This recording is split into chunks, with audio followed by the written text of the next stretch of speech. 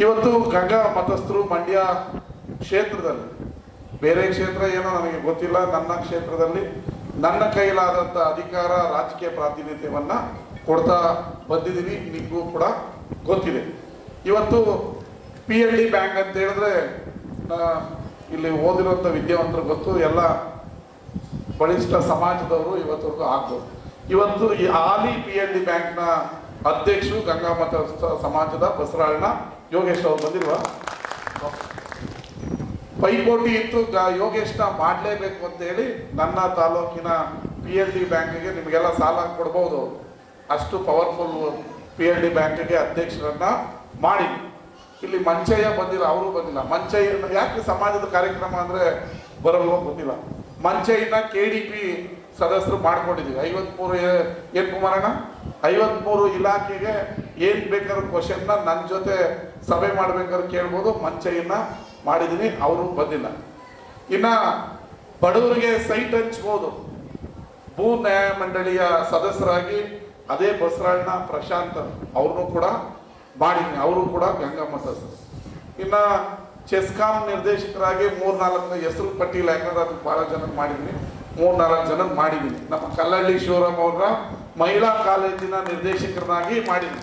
ಇಷ್ಟು ನನ್ನ ತಾಲೂಕಿನಲ್ಲಿ ಅಧಿಕಾರವನ್ನ ಗಂಗಾ ಮತಸ್ಥರ ಸಮುದಾಯಕ್ಕೆ, ಒಂದು ಸಣ್ಣ ಸಮುದಾಯ ಆದರೂ ಕೂಡ ಗುರುತಿಸಿ ನಾನು ಇಲ್ಲಿವರೆಗೂ ಕೊಡ್ತೀನಿ ಅಂತಲ್ಲ, ಕೊಟ್ಟಿದ್ದೀನಿ ಆಲ್ರೆಡಿ. ಈಗ ಇವತ್ತು ಗಂಗಾ ಮತಸ್ಥರು ಎಲ್ಲೆಲ್ಲಿ ಹೆಚ್ಚು ವಾಸ ಮಾಡ್ತಾರೋ ನನ್ನ ಕ್ಷೇತ್ರದಲ್ಲಿ ಇಲ್ಲಿವರೆಗೂ 10 ಕೋಟಿ ರೂಪಾಯಿ ಅನುದಾನವನ್ನ ಬಿಡುಗಡೆ ಮಾಡಿದ್ದೀನಿ. ರಾಯಶೆಟ್ಟಿಪುರ, ಮಾಳೆ, ಕೊತ್ಗೆರೆ, ಕೋಡ್ನಳ್ಳಿ 100 ವರ್ಷ ಆಗಿತ್ತು ರಸ್ತೆ ಆಗಿ 5 ಕೋಟಿ ರಸ್ತೆ ಬಿಡುಗಡೆ ಮಾಡಿದ್ದೀನಿ. ಗಂಗಾ ಮತಸ್ಥರು ಎಲ್ಲಿದ್ರೆ ಅಲ್ಲಿ ರಸ್ತೆ ಮಾಡೋಕ್ಕೆ 25 ಲಕ್ಷ ಬಿಡುಗಡೆ ಮಾಡಿದ್ದೀನಿ. ಮುಂದಿನ ವಾರ ಅದಕ್ಕೆ ಪೂಜೆ ಮಾಡಿಕೊಡ್ತೀನಿ. ಹೀಗೆ ಜಾತಿ ನೋಡದೆ ಕೆಲಸ ಕಾರ್ಯಗಳನ್ನು ಮಾಡ್ತಾ ಇದ್ದೀನಿ. ಈಗ ಕೋಡ್ನಳ್ಳಿ ಕೆರೆ ಹೂಳೆತ್ತಿ ಅಭಿವೃದ್ಧಿ ಮಾಡೋದಕ್ಕೆ ಮತ್ತು ಬೂದ್ನೂರು ಕೆರೆ ಹೂಳೆತ್ತಿ ಅಭಿವೃದ್ಧಿ ಮಾಡೋದಕ್ಕೆ ಈಗ ಆಲ್ರೆಡಿ 5 ಕೋಟಿ ಬಿಡುಗಡೆ ಮಾಡಿದ್ದೀನಿ. ಇನ್ನ 20 ಕೋಟಿ ಬಿಡುಗಡೆ ಮಾಡ್ತಾ ಇದ್ದೀನಿ. ಅಲ್ಲೆಲ್ಲ ಮೀನು ಬಂದ್ರೆ ಯಾರಿಗೆ ಅನುಕೂಲ? ನಿಮಗೆ, ಮೀನುಗಾರರಿಗೆ ಅನುಕೂಲ. ಹೀಗೆ ಹಲವಾರು ಗಂಗಾ ಮತಸ್ಥರ ಅಭಿವೃದ್ಧಿಗೆ ಬರೀ ಬಾಯಿ ಮಾತಲಾಡದೆ 3 ವರ್ಷದಲ್ಲಿ ನನ್ನ ಕ್ಷೇತ್ರದಲ್ಲಿ ಏನೇನು ಮಾಡ್ಬೋದು ಅಷ್ಟು ಕೆಲಸಗಳನ್ನ ಮಾಡ್ತಾ ಬರ್ತಾ ಇದ್ದೀನಿ. ಮುಂದೇನು ಇನ್ನು 2 ವರ್ಷ ಮಾಡ್ತೀನಿ. ಗಂಗಾ ಮತಸ್ಥರ ಸಮುದಾಯ ಭವನ ನಿಂತೋಗಿದ್ದನ್ನ ನಾನೇ ನೋಡಿದೆ. ನಮ್ಮ ಮಂಚಯ್ಯನವರು ಭಾಳ ಸರಿ, ನಮ್ಮ ಕರ್ಲಿ ಈರಯ್ಯನವರು ಭಾಳ ಸರಿ ಕೇಳಿದ್ರು, ಅಧ್ಯಕ್ಷರು ಕೇಳಿದ್ರು. ಅದಕ್ಕೆ 25 ಲಕ್ಷ ರೂಪಾಯಿ ಬಿಡುಗಡೆ ಮಾಡಿದ್ದೀನಿ. ಇನ್ನ 25 ಲಕ್ಷವನ್ನ ಮುಂದಿನ ದಿನದಲ್ಲಿ ಬಿಡುಗಡೆ ಮಾಡ್ತೀನಿ. ಅದನ್ನ ಫಿನಿಶ್ ಮಾಡಿ ಕೆಲಸ ಮಾಡಿ ಅಂತ ಹೇಳಿದ್ದೀನಿ. ಕಳೆದ ಪ್ರತಿಭಾ ಪುರಸ್ಕಾರದಲ್ಲಿ ಇನ್ನೆಲ್ಲೆಲ್ಲಿ ದುಡ್ಡು ತರ್ಬೋದು ಅನ್ನೋ ಐಡಿಯಾವನ್ನು ಕೂಡ ಕೊಟ್ಟಿದ್ದೀನಿ. ಇವತ್ತೇನು 1.5 ಇಂದ 2 ಲಕ್ಷ ಗಂಗಾ ಮತಸ್ಥ ಸಮಾಜ ನಾವು ಮಂಡ್ಯದಲ್ಲಿ ಇವತ್ತು ವಾಸ ಇದ್ದೀವಿ. ದಯಮಾಡಿ ನಮಗೆ ಮಂಡ್ಯ ನಗರದಲ್ಲಿ ಒಂದು ಏನು ನಿಜ ಶರಣ ಅಂಬಿಗರ ಚೌಡಯ್ಯನವರ ಪ್ರತಿಮೆಯನ್ನ ತಾವು ಮಾಡಿಕೊಡ್ಬೇಕು ಮಂಡ್ಯ ನಗರದಲ್ಲಿ ಅಂದ್ಕೊಂಡು ಚಪ್ಪಾಳೆ ಮುಖಾಂತರ ಅವ್ರಿಗೆ ನಾನು ಒಂದು ಬೇಡಿಕೆಯನ್ನ ನೀಡುತ್ತೇನೆ. ಯಾಕೆಂದ್ರೆ ಎಲ್ಲ ಜಿಲ್ಲೆಗಳಲ್ಲೂ ಇದೆ.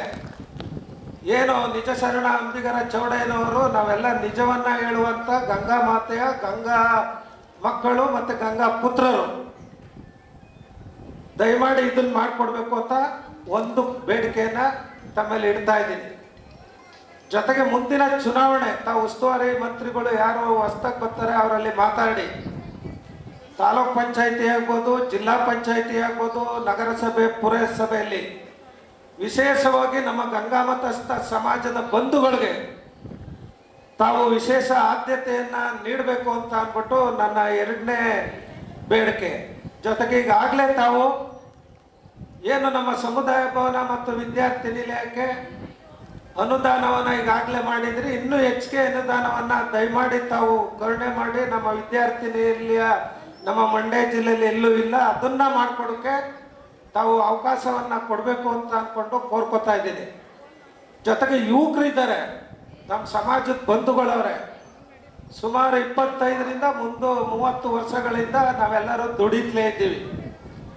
ನಮಗೆ ಯಾವುದೇ ವಿಧವಾದ ಸರ್ಕಾರದಿಂದ ಬರುವಂತ ಯಾವುದೇ ನಿಗಮ ಮಂಡಲ ಆಗಲಿ ಇನ್ಯಾವುದೇ ಮಂಡ್ಯ ನಗರದಲ್ಲಿ ಆಗು ಹೋಗುತ್ತಾ ಇರುವಂತ ಯಾವುದೇ ನಿರ್ದೇಶಕರಾಗಲಿ ವಿಶೇಷವಾಗಿ ನಮ್ಮ ಗಂಗಾಮತಸ್ಥ ಸಮಾಜಕ್ಕೆ ಹೆಚ್ಚಿಗೆ ಆದ್ಯತೆಯನ್ನ ತಾವು ಕೊಡಬೇಕು ಅಂತ ಕೋರ್ಕೊತಾ ಇದ್ದೀನಿ. ಮತ್ತೆ ತಾವು DK ಶಿವಕುಮಾರ್ ಅವ್ರಿಗೆ ಮಾನ್ಯ ಮುಖ್ಯಮಂತ್ರಿ ಅವ್ರಿಗೆ ನಾವು ಚಪ್ಪಾಳೆ ಮುಖಾಂತರ ಧನ್ಯವಾದ ತಿಳಿಸ್ತೇವೆ. ಯಾಕಂದ್ರೆ ತಿಪ್ಪಣ್ಣ ಕೊಮನಪುರ ಅವರಿಗೆ 3ನೇ ಬಾರಿಗೆ ಅವಕಾಶವನ್ನ ಕೊಟ್ಟೈತೆ.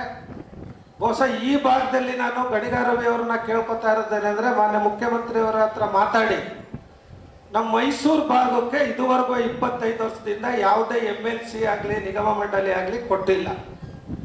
ದಯಮಾಡಿ ಈ ಭಾಗಕ್ಕೆ ನೀವು ಸುಮಾರು ಯುವಕರವರೇ ನಮ್ಮಲ್ಲಿ ಬೆಳೀತಾ ಇರುವಂತವ್ರು ಕಾರ್ಯಕರ್ತರಿದ್ದಾರೆ, ತಮ್ಮ ಜೊತೆನೂ ಹೋರಾಟ ಮಾಡ್ತಾ ಇರುವಂತವ್ರೆ. ಇದುವರೆಗೂ ಯಾರಿಗೂ ಸರಿಯಾದ ಹುದ್ದೆ ಮತ್ತೆ MLCಯನ್ನ ಮೈಸೂರಿಂದ ಹಿಡಿದು ಮಂಡ್ಯದಿಂದ ಹಿಡಿದು ಬೆಂಗಳೂರು ತನಕನೂ ಇದುವರೆಗೆ ಯಾವುದೇ ಇದನ್ನ ತಾವು ಮಾಡಿಲ್ಲ.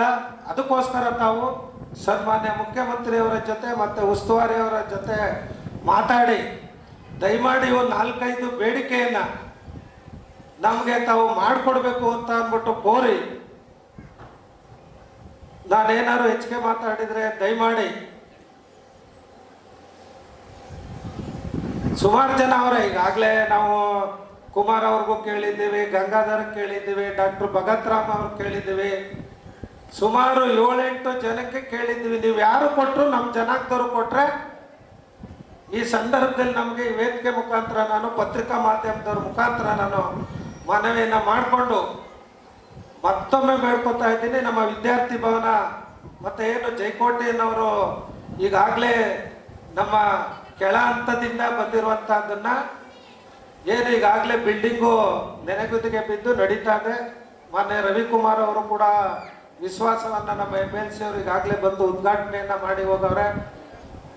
ಎಲ್ಲರೂ ಕೂಡ ಈ ಕಾರ್ಯಕ್ರಮಕ್ಕೆ ನಮಗೆ ಏನು ಕಟ್ಟಡ ನಿರ್ಮಾಣ ಮಾಡೋಕ್ಕೆ ಮಾನ್ಯ ಜೈಕೋಟೆಯವರು ಜಿ.ಶಂಕರ್ ಅವರ ಸಾಹೇಬರ ಜೊತೆ ಮಾತಾಡಿ ಹೆಚ್ಚಿಗೆ ಅನುದಾನವನ್ನು ಕೊಟ್ಟು ತಕ್ಷಣ ಅದನ್ನ ಕಂಪ್ಲೀಟ್ ಮಾಡೋಕ್ಕೆ ಅವಕಾಶವನ್ನ ಕೊಡಬೇಕು ಅಂತ ಕೋರಿ ಮುಂದಿನ ಈ ತಿಂಗಳು 14ನೇ ತಾರೀಕು ಚಿತ್ರದುರ್ಗದಲ್ಲಿ ST ಹೋರಾಟದ ಬಗ್ಗೆ ಮುಖಂಡರ ಸುಮಾರು 200-300 ಜನವನ್ನ ಚಿತ್ರದುರ್ಗ ನಮ್ಮ ಚಂದ್ರಶೇಖರ್ ಅವರ ನೇತೃತ್ವದಲ್ಲಿ ಮುಖಂಡರನ್ನ ಸಭೆಯನ್ನ ಕರೆದವ್ರೆ. ನಮ್ಮ ಮಂಡ್ಯ ಜಿಲ್ಲೆಯಿಂದನೂ ಕೂಡ ಹೋಗಿ ಆ ಕಾರ್ಯಕ್ರಮದಲ್ಲಿ ಹೋಗಿ ಎಲ್ಲರೂ ಭಾಗವಹಿಸೋಣ, ಚಂದ್ರಶೇಖರ್ ಅವರ ನೇತೃತ್ವದಲ್ಲಿ ಈ ಕೆಲಸವನ್ನ ಮಾಡೋಣ ಅಂತ ಹೇಳ್ಕೊಂಡು.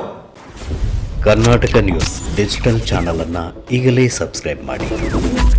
ಧನ್ಯವಾದಗಳು.